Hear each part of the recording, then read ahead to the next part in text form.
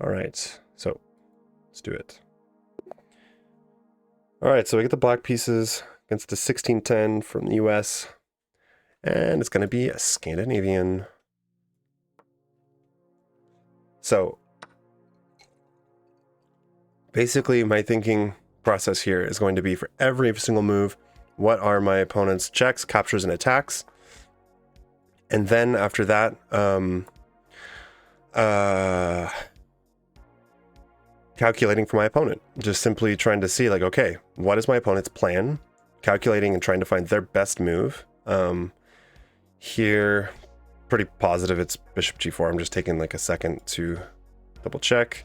So this is opening, opening theory that you got to know. This definitely this could give you an edge, if you just go over your lines. And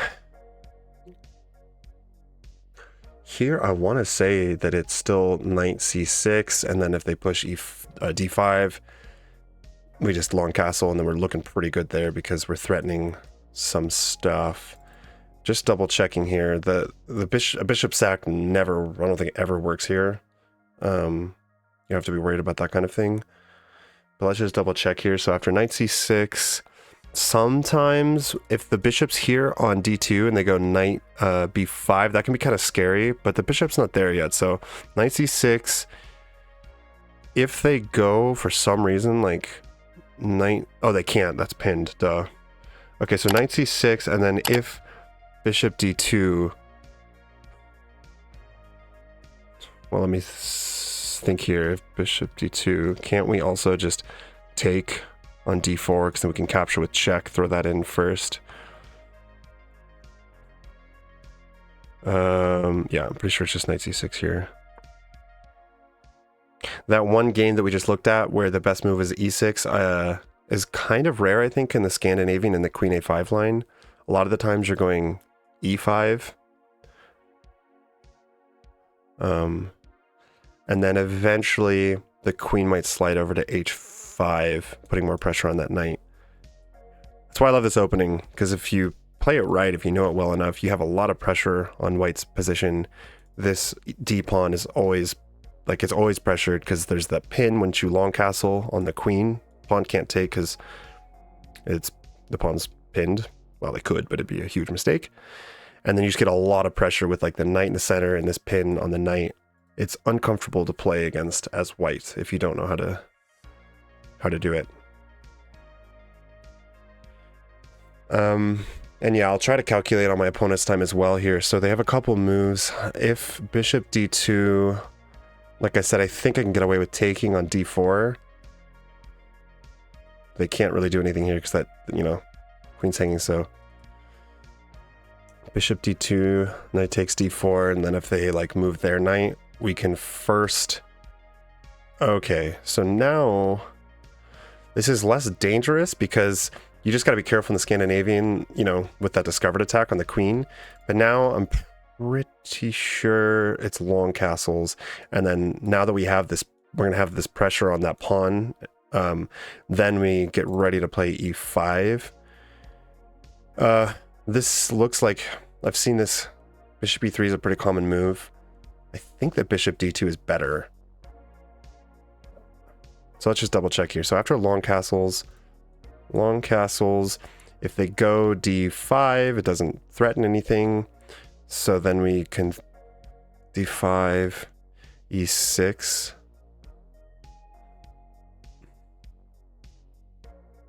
Just think for a second.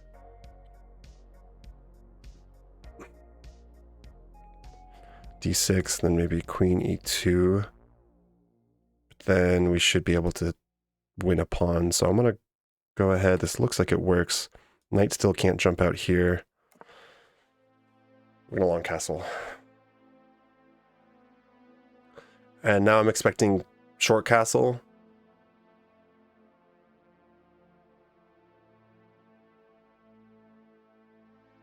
Short castle, and then we play e5 in that case, I think. So let's just see. Short castle, e5. Usually I see, let's see. Short castle, e5. Sometimes you see bishop back to e2. But I think there we can always, like, let's see, takes. Let me take with a knight. But if they're not careful, they're going to lose this d4 pawn.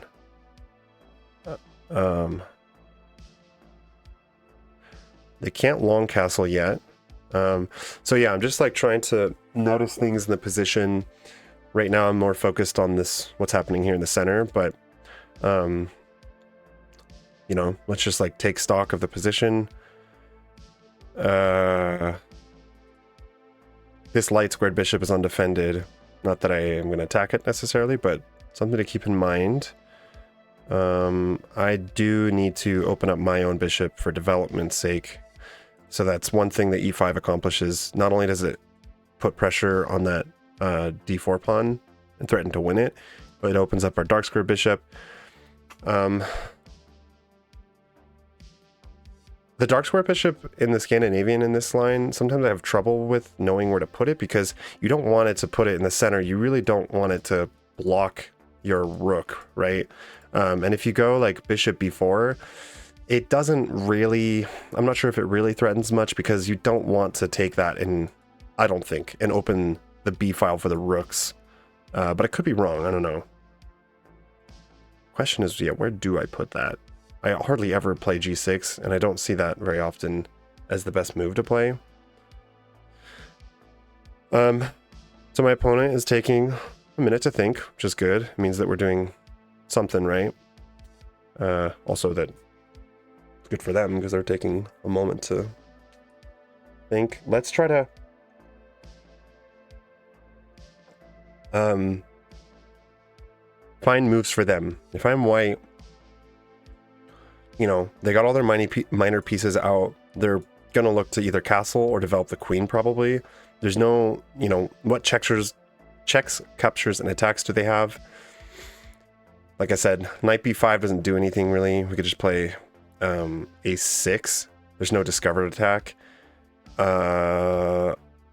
Okay, see, this is already kind of stupid, because they could have taken on f7. I'm not sure if it's very good, but I think they could have done that. Now they play d5. They haven't castled short yet. Otherwise, I might think to immediately play knight e5, just because we're pretty much guaranteed to destroy the pawn structure. But they might not actually castle kingside. So I think for now, maybe just putting some more pressure and opening up the dark square bishop is the way to go. Taking doesn't work as of yet because they've got enough defenders. And I don't think that it's e4. Let's see, let's just see. e5. Sorry, I don't think it's e5. e5, they take a vessel that loses on the spot. We are threatening to go e4. God, this is opening theory that I should know. I can't remember if the move is e5, because we do have a threat of playing e4. e6, and if h3 takes, e5, what if h3 right away? Then it's like, well, not as great, because we kind of have to take there. Could drop the bishop back, but like, let's imagine takes, you know, e4 doesn't do anything. Over here, takes. This doesn't work either. It's too many defenders. So yeah, I think that it's going to be e6 here. e6. What does my opponent have for moves here? If they go for like bishop g5,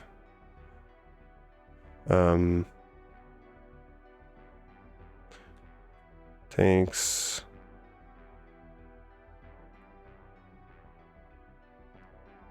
I feel like my calculation is so slow. But, you know, out of all the moves here, I'm just not seeing anything else that's better. And I'm pretty... I mean, we could go knight e4. I need 4 castles, but then that takes away an attacker, right? And I don't want to open. I'm not so eager actually to open the B file, like I said. So I'm gonna play E6 here. Put some more pressure. I hope that I'm not blundering anything here. They certainly can't take. Like taking is just not an option. But I'm expecting either H3 or Bishop G5 or potentially Queen E2. Jimbo, thanks for the follow. Didn't know anyone was watching, actually. It's a quiet day. I feel like I had another Jimbo recently that followed. Or maybe this is... No, Jim Stir, sorry.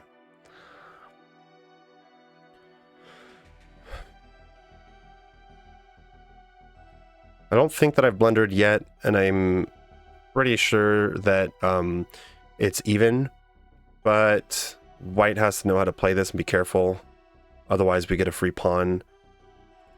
And then, you know, I have a little bit of pressure here. Like, I have some pressure on that knight on f3. I've got that pin. Okay.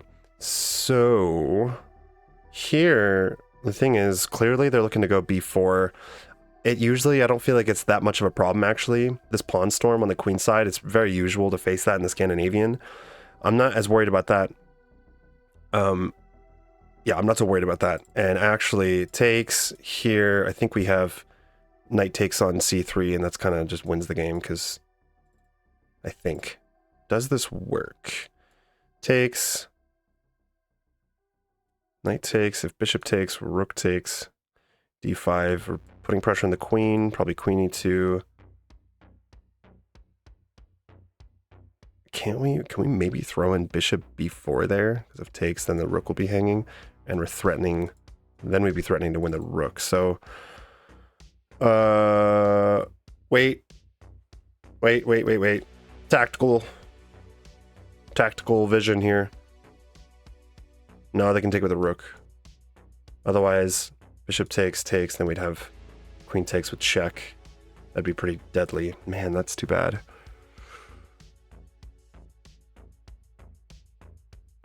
So yeah, I think in this case, just knight takes. Knight takes, and then I'm assuming they're going to throw in b4, but they're going to hopefully forget that I can take first, and I'm hitting the queen. So let's just double check. Knight takes, b4, knight takes c6, sorry, c3, hitting the queen, takes, that should be winning.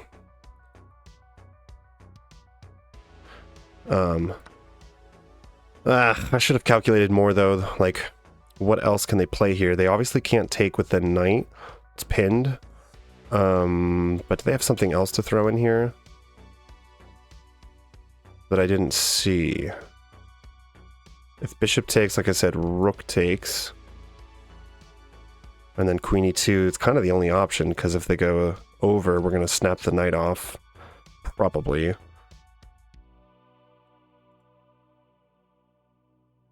Oof, I've just joined the stream, bro. That title got me.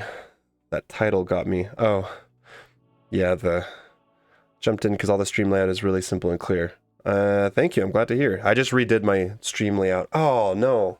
Damn it. This is not supposed to be my stream layout. My actual stream layout looks differently. I forgot to switch it back. But yes, this is simple because it's just like the whole chess.com board and then my camera with no background. Jazz background music. I might think to throw on some jazz. I like synthwave, and this is like copyright synthwave. 1400 elonchess.com, so I think I'm going to learn a thing from your stream. I hope so. All right, so we saw this, right? We looked at this. B4 looks threatening, but actually we can throw this knight takes on c3. Do they have anything else, though? So knight takes on c3... No, they can't do that. The queen, knight takes on c3.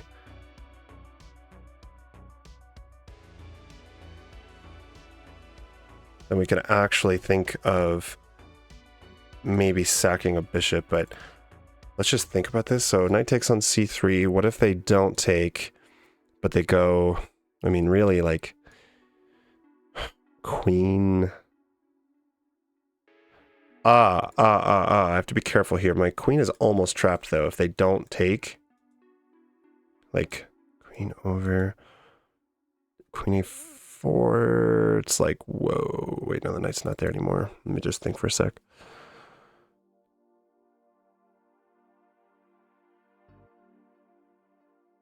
Okay, no, so knight takes c3, their only square, really, would be queen c1 if they don't take my queen.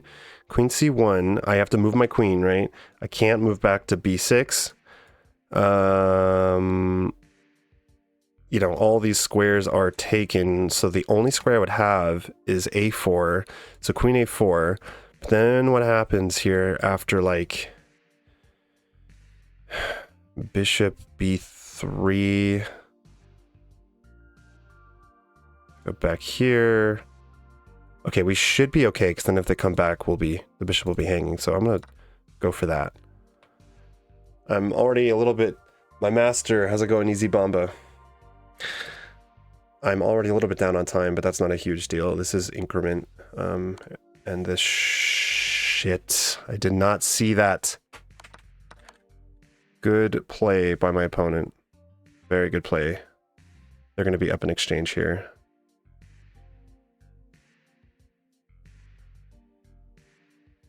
I still might be able to get away with this. I still might not be losing, like, on the spot, but do I take back with the knight?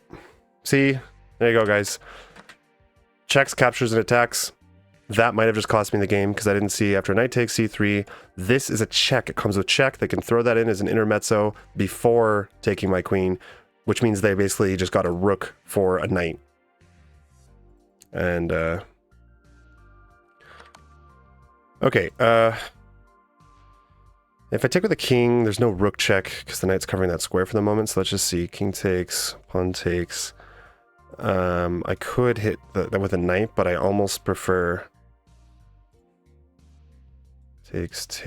If here, takes, knight e5, bishop back would not... Or, I mean, we can grab that bishop and king takes. Or takes. Yeah, this doesn't work because it's not pinned to anything anymore.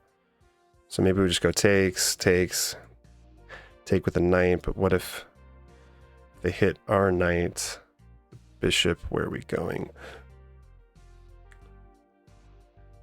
A couple of different options, but I'm pretty sure I don't want to take with a knight because there's just no need to.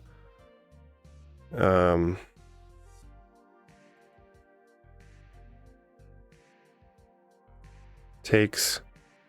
Could also play for knight g5, threatening a fork. Oh god.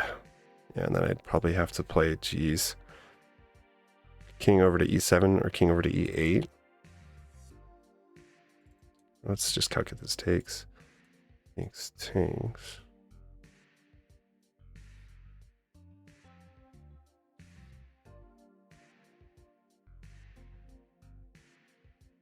I'm gonna go king takes.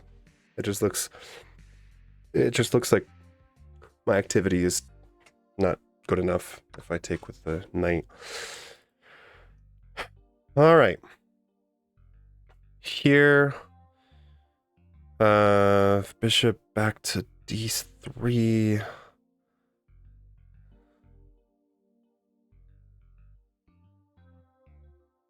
We just develop our bishop.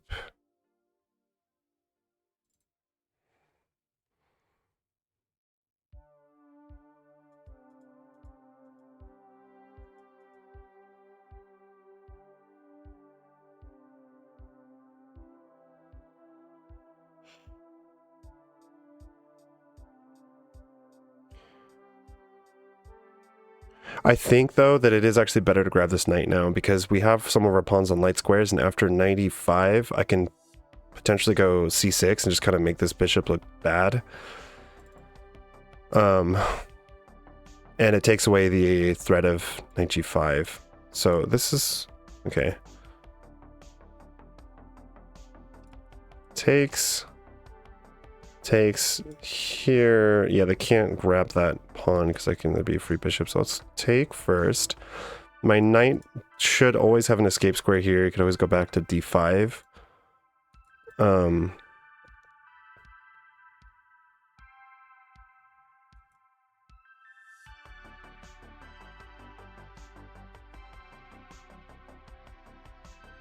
So here, if you were to go there, that would lose. So I'm going to go ahead and go for that. We're getting a little bit low on time here. I would hope for something like, I don't know, bishop d4, thinking he's winning a knight, but I'm expecting maybe just bishop back to d2. And then if I choose to take, looks okay for white though, because they're kind of activating their king. The rooks are connected. I still have to get my bishop out. And it's looking like bishop e7 is the best choice for now. I don't think I want to go bishop d6. I'd like to the problem though is I would kind of like the king to be on e7. All right, do I go for that or what? Takes. So otherwise this is coming, so.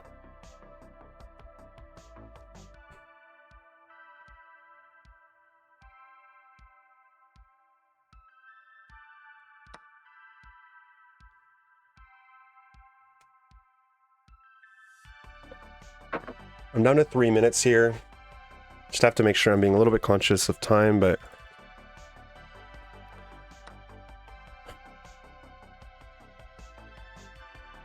now they can hit us with rook e1, so I might actually go, yeah, bishop d6. They slide over here. It's kind of like,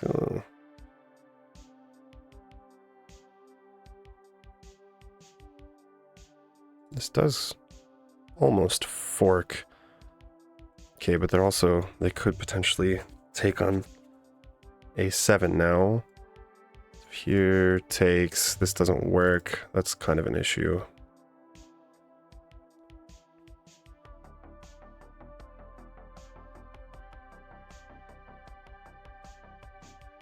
I'm gonna have to go here, I'm gonna check bishop d6. There. Ugh, that's really not looking pretty. Jesus. I just can't get a break. I can also throw this check in, but I think...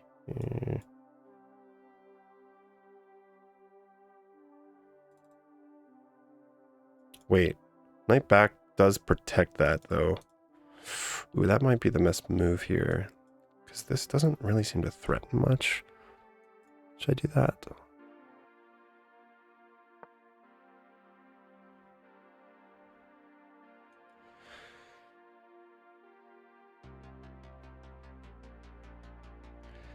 I use all the minutes to make the right move. Yeah, I try to, but man, it's kind of a bummer when you like do that and somehow your opponent's they've got 9 minutes on the clock and apparently they're playing better. It's like my chess, I don't know what is going on with my thinking process lately, but it's just happens sometimes. You go on losing streaks.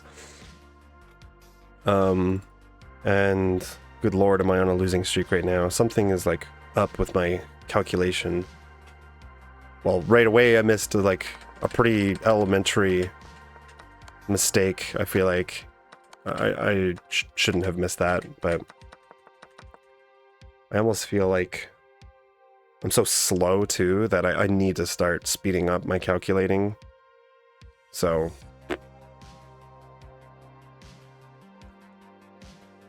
yeah. But either way, the good news is that if you're playing like longer games like this, at least you're giving yourself the time to like practice and exercise that muscle of calculating, because I can guarantee you, like when I was playing those 10-minute games, you're just playing blitz. You're not really practicing much of, you're not practicing your calculation unless you take the time to actually calculate. Oh boy. All right, so what can we take here if they grab? No, it doesn't seem worth it. I think I have to slide the king over.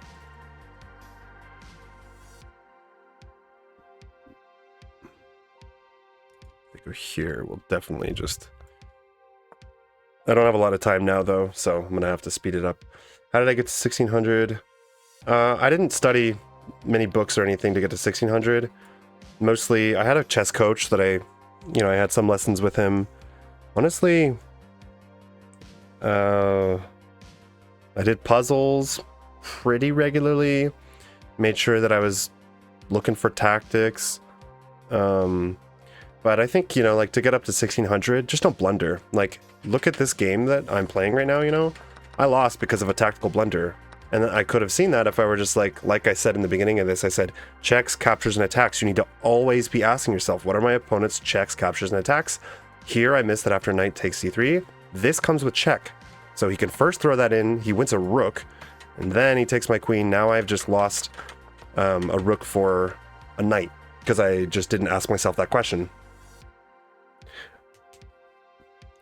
I only just recently started doing puzzle rushes. They're definitely good for like fast, kind of fast twitch spotting tactics. I think it's good to do both, like puzzle rushes and just rated puzzles. Across the board, though, yeah, I would say longer time control, the better. The longer the time control, the better for really improving your calculation skills.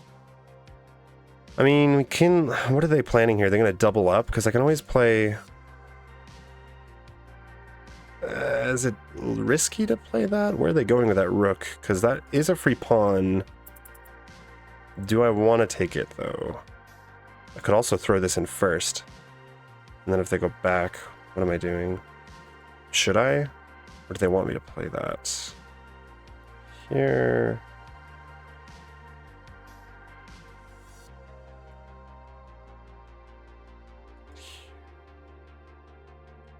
Let's go ahead and play a6. They slide the rook over, like, rook g5, for example. Probably just play f6 to start closing down the dark squares, because we are facing a dark square bishop now. Earlier, these light squares, these pawns on light squares were better for when they had the light square bishop, but I took that bishop, so now... Yeah, so here we can actually just go, I think. I'm playing kind of quickly here because I gotta catch up on time. But I think actually my opponent is misplaying this a tiny bit. Hopefully. If you want to get an opening book, I mean, I have it, but I'm not really using it. I'll show you afterwards. I'm just using modern chess openings. And then use YouTube, pick an opening that you like, go on YouTube. And then what I do is I actually make opening studies in chess.com, save them, and then go over the lines. But yeah, I just got modern chess openings. That's, to my knowledge, that's kind of like the classic. I mean, I don't feel like continuing just to harass him here, right? Like, I don't know. I no longer need to. So much is hanging. I think I'm just going to start taking stuff. I mean, he's never threatening to take this pawn. I just have to keep my bishop hang... my bishop has to hang behind to guard this for the moment, which sucks because my rook is completely out of the game, but I don't also love the idea of opening up those dark squares unless I can control some of them. For the moment, I'm just going to take the pawn and argue that at least the material is kind of even again. Yeah, okay. Can I get away with... No, I need to...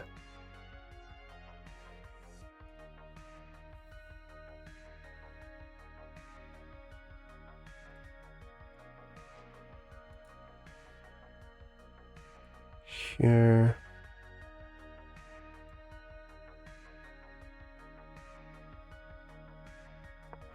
I'm going to swing my knight back around. I'm not sure if this is the right move, but I definitely don't want him staying on a5.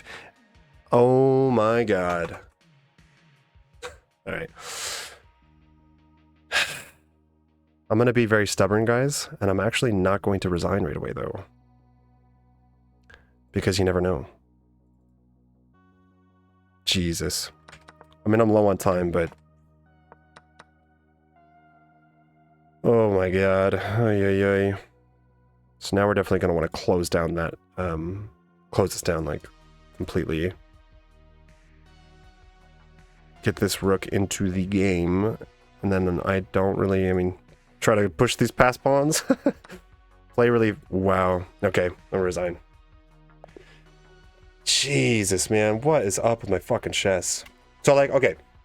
I'm going to use this as an example. What can you do to get to play... What can you do to get to 1600?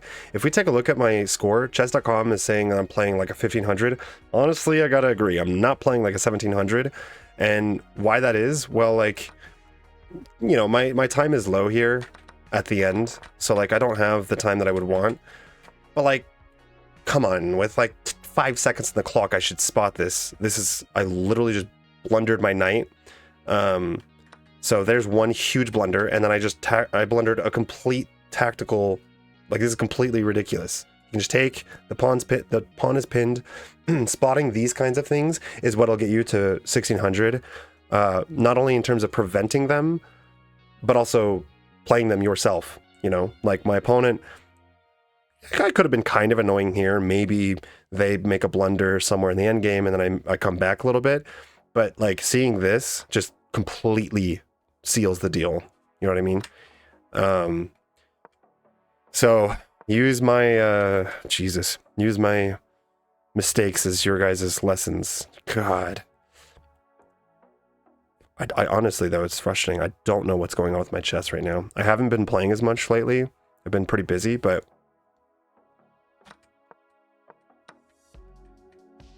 shit, if I keep up like this, I'm gonna switch to like 30-minute games. Anyways, let's go over this. We played a Scandinavian. I'm pretty sure I played the opening correctly. I'm pretty sure I had an advantage actually out of the open. Look at this. So actually, I'm already up 2.65 points in material. I'm actually winning, and I was pretty sure about that, but I threw it. So let's see where. E6 is not the best move. Is it E5?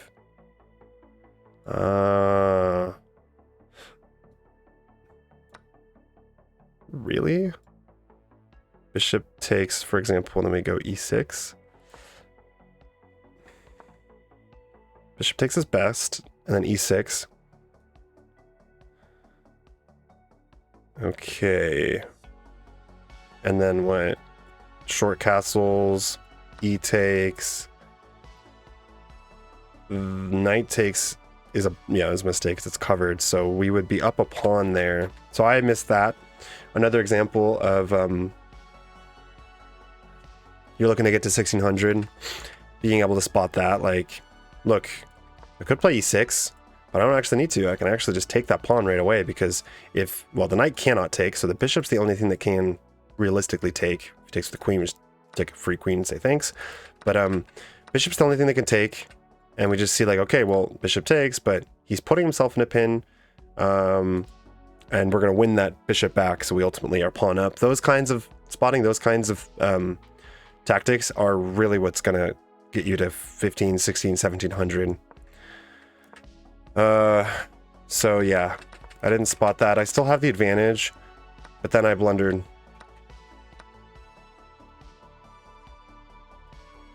This is interesting though, because it still says to like, I take the bishop, but then after queen takes, king takes, if they grab the queen, we throw, wait, do we take the bishop or? Yeah, we actually take the bishop, and then we're up 2 points. This would have been better. My blunder here is right there. We're still even. White is 1 pawn up, but we're still even according to the valuation bar. But that was a blunder on my point, on my behalf, because I was winning. Like, I had the advantage. Big time advantage here. Big time advantage, because b4 is apparently not a great move. I gave that away. Bishop takes was also an inaccuracy. Looks like here, yeah. Knight takes on a5 is more accurate. Why didn't I do this? I think I was looking at what happens after like knight g6. we let them take. Queen king e8. If they grab g6. Okay, so we're hoping to basically win that knight back. This is not possible because we can take. This is not possible. These knights are actually a little bit annoying. This is possible. Knight d5. I mean, somehow this is apparently still even. Black actually has a slight advantage here, but like white is up 3 points of material, so definitely want to avoid that. Oh god. The rest, like, you know, the rest of the game I did also make some mistakes, but let's just say that it's kind of over there. I mean, I'll add that bishop takes on f3 is also bishop takes f3 is a mistake. Oh yeah. And then here, knight back to c6 is not good either. Still even though, the evaluation bar is still even. It's like full on blundered my knight. Okay. So this actually is better. Yeah, it just takes away all the pressure they might have on the g file. This would be very nice actually. Jesus. The bishop can't contest that diagonal because the knight can take, so like that would have been very nice. I should have spotted that, but I didn't have a whole lot of time at this point, and then just blundered my knight. Good lord. And I blundered again.